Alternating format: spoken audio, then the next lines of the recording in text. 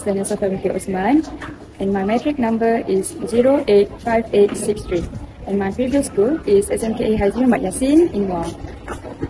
My motivation to enter a law school is my passion for justice and my aspiration to become a lawyer who can ensure justice for people. After completing my diploma in law, I want to pursue a law degree at University of Malaya. My career interest is I want to become a criminal defense lawyer. I hope to defend individual rights and ensure that justice is fairly administered.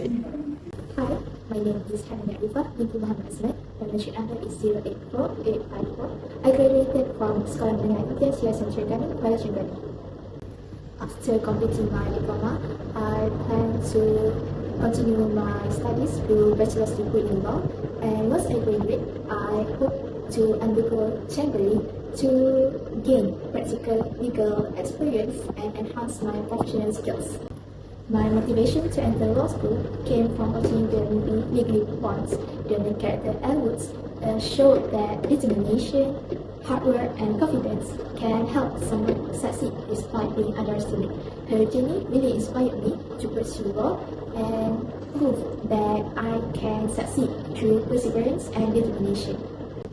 My career interest is to become a lawyer because I am very interested in helping people and uphold justice. I am particularly interested in criminal law and criminal psychology, as I find it very fascinating about the psychological factors behind criminal behaviors. I hope to combine my legal skills and insight into human behavior to contribute effectively to the justice system and to the human society. Assalamualaikum warahmatullahi wabarakatuh. My name is Nuri Masafir binti Rushdi and my metric number is 085390. I'm a former student of SMK Rawang. I decided to enter law school because I was curious about how legal system works and how laws actually impact people's lives. Furthermore, I also wanted to try something challenging and push myself to improve my skills like confidence, problem solving, and communication. After completing my diploma, I hope to further my studies in law by pursuing a degree and eventually a master's as well.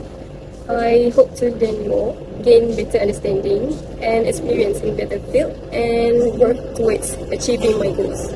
As for my career interest, I aspire to become a corporate lawyer because I am interested in business law, contracts, and helping companies manage legal matters professionally. My name is Dana Danisha binti Abdul Hafiz. My metric number is 084452. I previously studied at SMK Datuk Haji Abbas, Terengganu. My motivation to enter law school came from my interest in legal drama series such as Suits and Law and Order.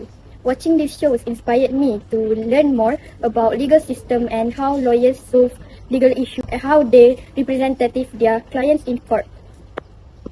My career interest is to be a criminal lawyer because I am interested in criminal justice and I hope to help everyone to receive a fair trial and a legal representative. After completing my diploma, I plan to pursue a bachelor law degree and I hope to undergo chambering and qualify as a lawyer. Assalamualaikum, my name is Rafiq Zafar Rafi. My metric number is 085459. My previous school was SMA Mahmudiyah Kuala Berang. Why I chose law school is because I enjoy analyzing problems and finding solutions. I am also fascinated by how legal principles affect everyday life and influence society. After completing my diploma in law, I plan to pursue a degree in a related field such as business administration or public administration.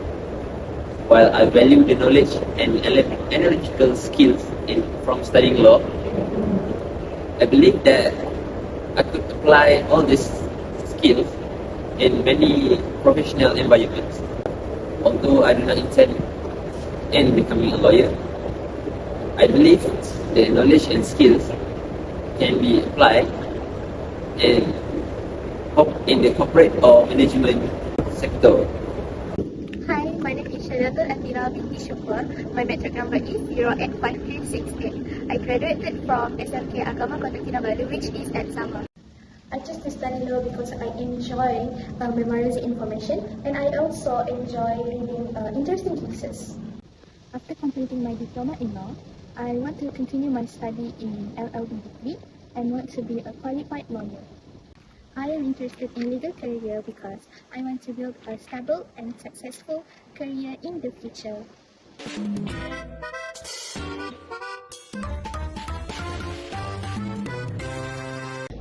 Good day everyone, welcome to Contract Law Weekly. In this segment, we will presenting the evidence of our learning throughout the semester in LLB 10403 Law of Contract.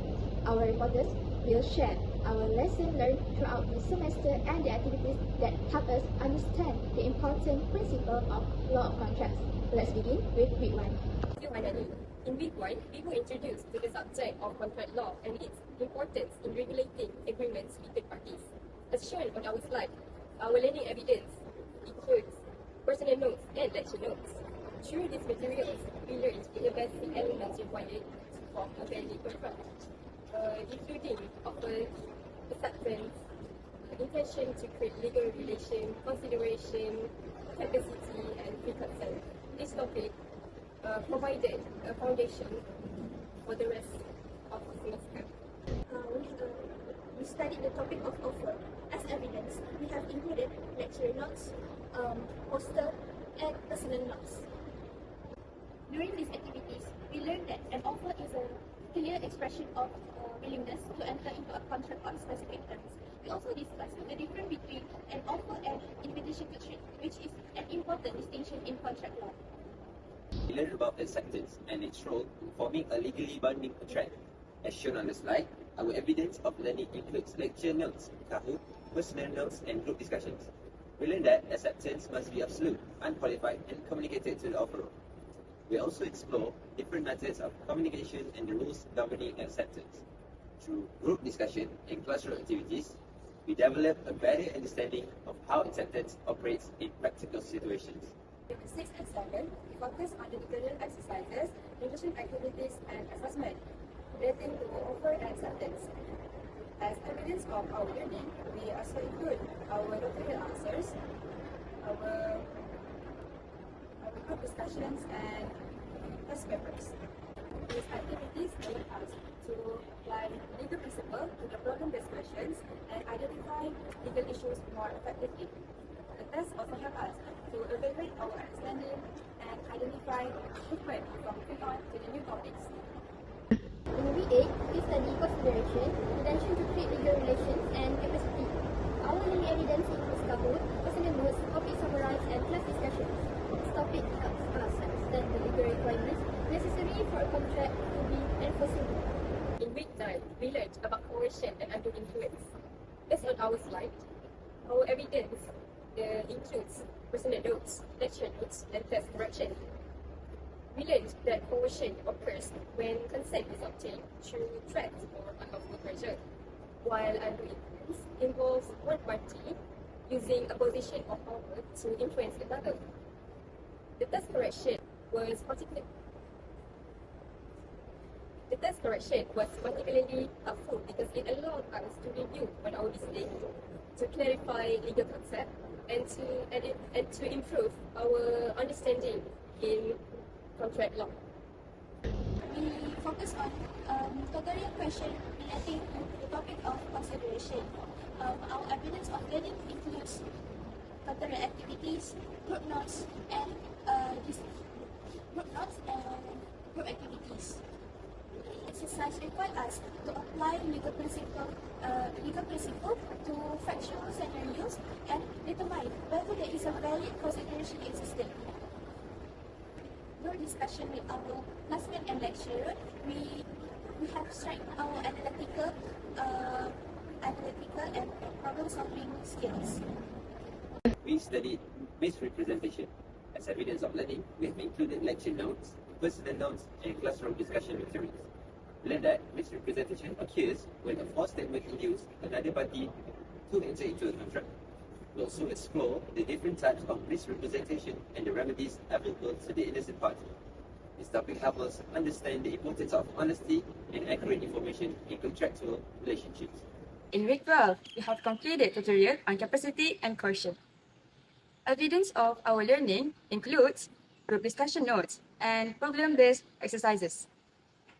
Activities give us the opportunity to apply legal principles we had learned throughout the semester and improve our ability to analyze legal problems systematically. The tutorials help prepare us for our final assessments by strengthening our legal reasoning and understanding of contract law concepts.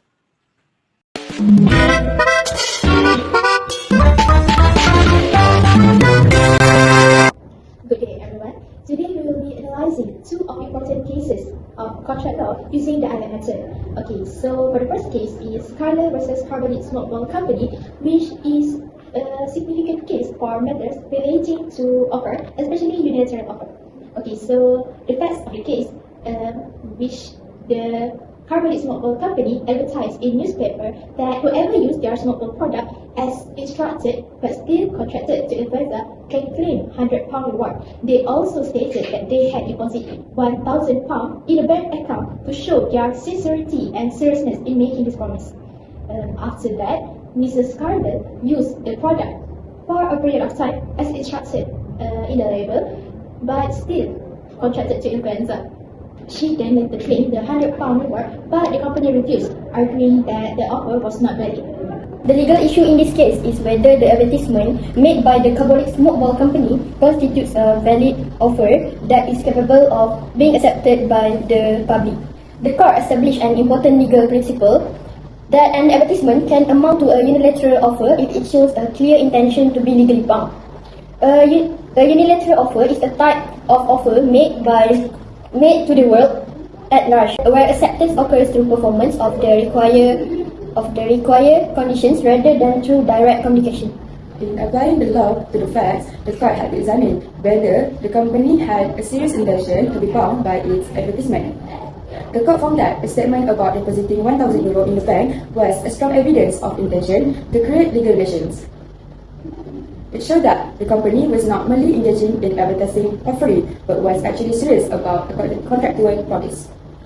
Mrs. Carlyle had complied all the conditions given by the advertisement, which means she had accepted the offer by conduct. Therefore, her performance of the conditions constituted as a valid acceptance of a unilateral offer. The court had in favor of Mrs. Carlyle and decided that the Carbonate Smoke Ball Company was legally bound to pay the reward of £100. From a critical perspective, this case is highly significant because it established advertisement may be regarded as legally binding offers when they contain clear, definite promises and demonstrate an intention to be legally bound. This principle is important as it prevents companies from making attractive promises to the public without accepting responsibility for them, for the consumers. In addition, the case strengthens consumer protection by ensuring that businesses cannot simply avoid liability after making clear and specific commitments to consumers. However, the case also shows that not all advertisement are offers, and the court needs to examine the intention behind the statement. In the context of Malaysian contract law, this case is highly relevant under Contract Act 1950. Particularly Section 2, Subsection A, which define acceptance, and Section 7, which require acceptance need to be absolute and unqualified. Although advertisement is generally considered as an invitation to trade, these can help illustrate that there may be combining offer if they contain clear terms and demonstrate the intention to be bound. It is especially consumer protection online advertisement scenarios in Malaysia. In conclusion, Carlyle versus Carbonate Smoke Ball Company established important principle of unilateral offer and acceptance by conduct. It remains a foundational case in contract law that is applied widely in determining whether advertisement can amount to binding offers.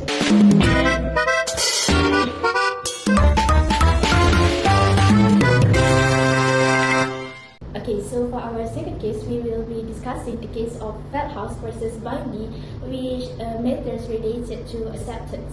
Okay, so the facts of the case are as follows. Feldhaus was interested in purchasing the horse owned by his nephew. After discussing that matter, he wrote a letter and sent to his nephew stating that he willing to buy that horse for a specified price. And in that letter, he also stated that If he did not hear any further from his nephew, he considered the horse to be his. However, the nephew did not send any letter accepting the offer. Although the nephew intended to sell the horse to his uncle, he did not communicate the acceptance. Later, an auctioneer named Bani was told not to sell the horse during an auction, but due to some mistake, he mistakenly sold that horse to a third party. After finding out, Feldhaus argued that there was a binding contract between him and his nephew, and the horse was belonged to him. So the dispute arose between them, and then this matter was brought to court. The main legal issue in this case is whether silence can amount to acceptance in contract law. The legal principle established by the court is that acceptance must be clearly communicated to the offeror. Silence, even if accompanied by intention to accept, doesn't amount to valid acceptance. There must be a positive act or clear communication indicating acceptance of the offer. In applying the law to the facts, the court found that the nephew had never communicated the acceptance to the Feldhaus offer. Even though Feldhaus assumed that silence meant acceptance, the law does not impose on the contractual obligation based on silence alone. Since there was no valid acceptance communication of acceptance, there was no contract formed between the parties. The court held that there was no binding contract involving Feldhaus and his nephew. This case is important because it protects parties from being unintentionally bound by agreements that they have not expressly accepted. It reinforces the principle that mutual consent must be clearly demonstrated in contract formation. However, some criticism has been made that this rule may sometimes be rigid, especially in situations where silence may reasonably indicate acceptance based on prior dealings. In Malaysian contract law, this principle is reflected in Section 3 of Contract Act 1950, which requires acceptance need to be communicated effectively. This case is relevant because it prevents uncertainty in contractual relationship by ensuring that silence alone cannot form a contract. This is particularly important in commercial transactions where clarity and certainty are essential. In conclusion, Feldhaus versus Bentley confirms that the legal rule of acceptance must be communicated and that silence is not constitute an acceptance. This principle ensures clarity and fairness in contract formation. From better in future law courses. Overall, this contract law course has been both challenging and rewarding experience. It has enhanced my understanding in legal principles, improved my legal reasoning skills, and increased my awareness of the role of contract law in everyday life. The knowledge and skills gained from this course will serve. By maintaining continuous study and revision, I can strengthen my understanding, improve my retention of legal knowledge, and perform better in future law courses. Overall, this contract law course has been both challenging and rewarding experience. It has enhanced my understanding in legal principles, improved my legal reasoning skills, and increased my awareness of the role of contract law in everyday life. The knowledge and skills gained from this course will serve as a strong foundation for my future studies and career in the legal professions. That's all from me. Thank you. Assalamualaikum warahmatullahi wabarakatuh. Today, I would like to share my reflection on my learning experience in the Law of Contract course. Firstly, this course helped me understand the essential elements of a valid contract such as offer, acceptance, consideration, capacity, and many more. I also learned about contract disputes and the legal remedies available to resolve them. Secondly, I faced challenges in understanding legal terms and applying legal principles to different situations. However, through practice, class discussions, and studying case law, I gradually improved my understanding. This course also strengthened my reasoning skills. I am now better able to identify legal issues, apply relevant principles, and support my argument with relevant cases. In addition, I learned that contract law is important in daily life, especially in transactions involving goods, services, and property. Throughout this course, I discovered that strengths are being hardworking, detail-oriented, and eager to learn. However, I sometimes spend too much time analyzing details, which affects my speed in solving cases. To improve, to improve. I plan to revise regularly, practice more problem questions, manage my time better, and seek clarification when necessary. In conclusion, the law of contract course has enhanced my understanding of contractual rights and obligations while improving my critical thinking and problem solving skills. Thank you. In this presentation, I will discuss my learning experience in contract law.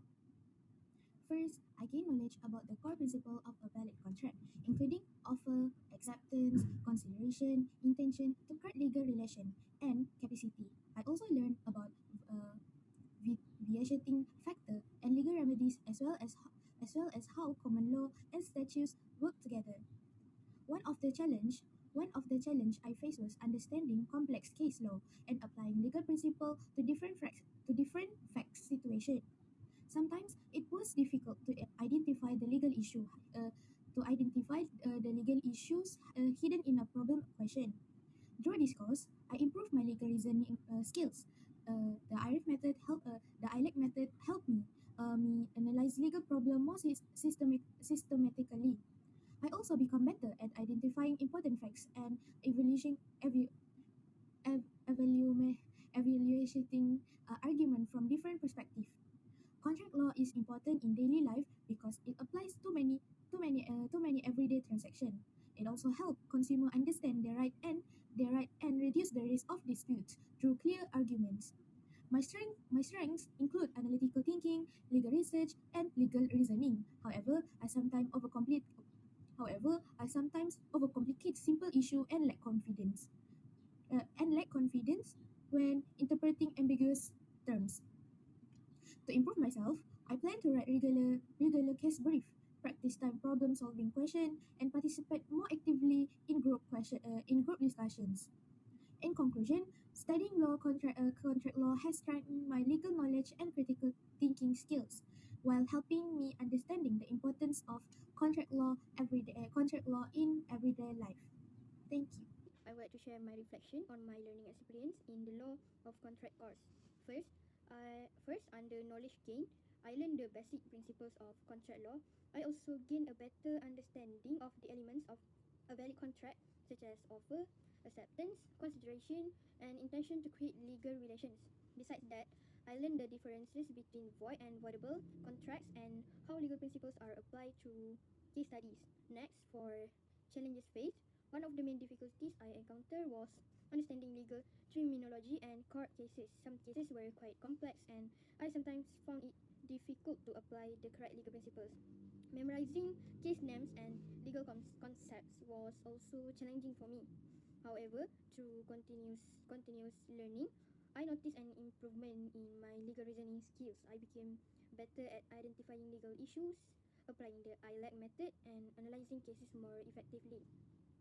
I am now more confident when discussing legal problems and providing legal arguments with my friends. Moving on to the importance of contract law, I realized that contract law plays an important role in our daily lives. Many activities such as online shopping, employment agreements, and business transactions involve contracts. Understanding contract law helps us know our rights and responsibilities and unfair agreements.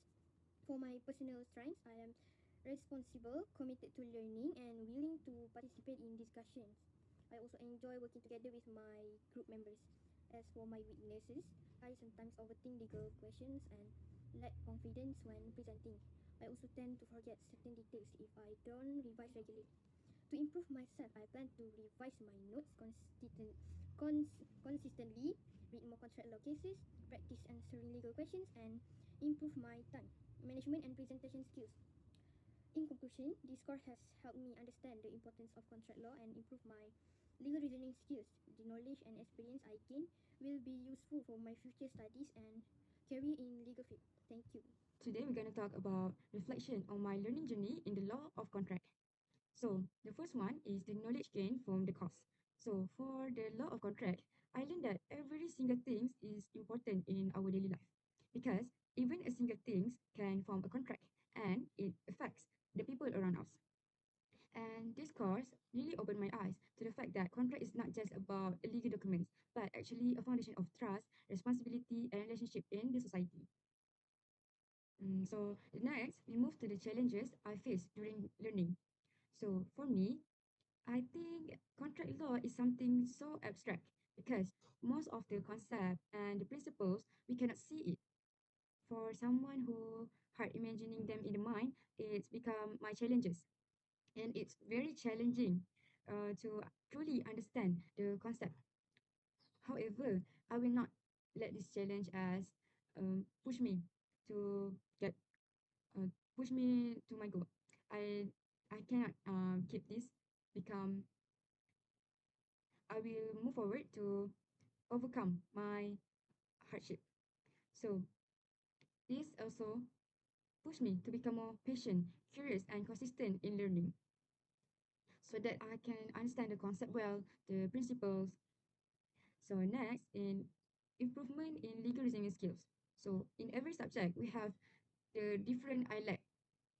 We have the different ILEC method. So for contract law, I found it very organized. So it makes my ILEC method more organized. My structure of answer is more precise and good. And I can make the argument better now using the ILEC method in law of contract. So my suggestion for self-improvement and is in the future, I will make more exercises to practice applying the legal principle I have learned in the class. And I will take and organize more notes so I can have my own understand in the topics. And I will read more cases and real life situations so I can connect the theory with the example. So looking forward, I will become I will continue to learn and to improve myself to become a future legal professional, and hopefully I will pass my law of contract exam. Thank you so much. I really enjoy learning law of contract. That's all from me. Thank you. Assalamualaikum warahmatullahi wabarakatuh. My name is Rafiq Zakwan Birafi'i. My metric number is 085459. So basically, what knowledge did I gain from this course is law of contract helped me understand the basics of this course. I learned about the elements needed to make a valid contract like offer, acceptance, misrepresentation, consideration, and intention to create legal relation. I also gained knowledge of the rights and obligations of parties involved in a contract. Second point is what challenges did I face during learning? Only one challenge I faced was understanding legal terms and concepts. Applying this concept to situation was also tough at first, but with practice and study, I became more confident in applying them. Third point, if is what improvement I gained in legal reasoning skills. Law of contract improved my ability to reason legally. I learned to identify issues and apply relevant principles and draw conclusions based on the facts. Through problem solving exercises and care analysis, I became more critical in my thinking. Fourth point is the importance of contract law in daily life. Contract law is important in life because it governs many common transactions like employment agreements and purchase. Understanding contract law helps individuals protect their rights and fulfill their obligation. Fifth point is my personal weakness and strength. One of my strengths is my willingness to learn and understand legal concept. And then my weaknesses is sometimes I struggle with complex case analysis and lack of confidence when presenting arguments.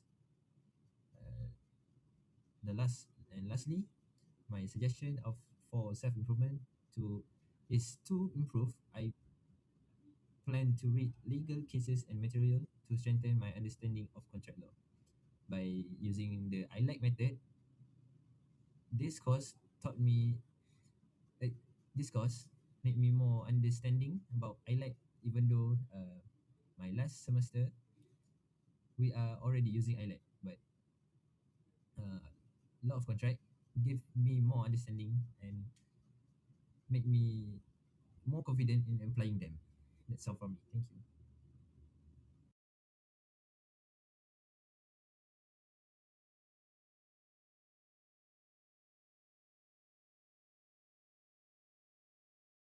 To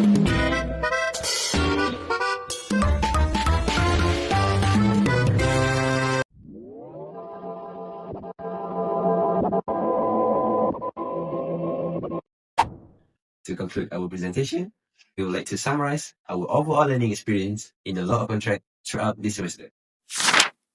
Throughout this course, we learn the fundamental principles of contract law, including offer, acceptance, consideration, and other essential elements to form a valid contract.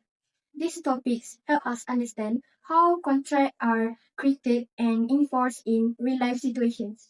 We also improve our legal reasoning skills through case analysis and tutorial discussions.